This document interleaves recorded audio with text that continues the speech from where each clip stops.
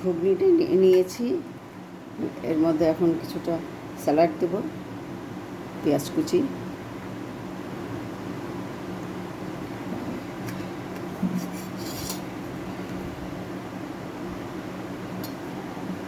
শসা কুচি,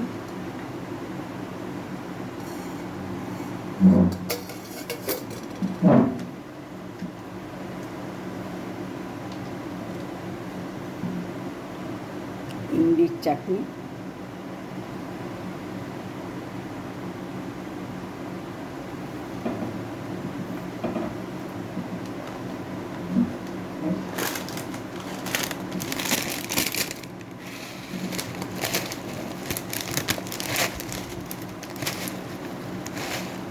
ভুজিয়া।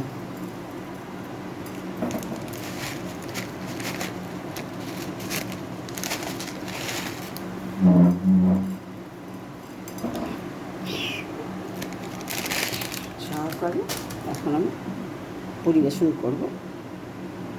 এইভাবে ঘুগনিটাকে পরবর্তী আমার ভিডিও ঘুগনি রেসিপি আপনারা দেখবেন।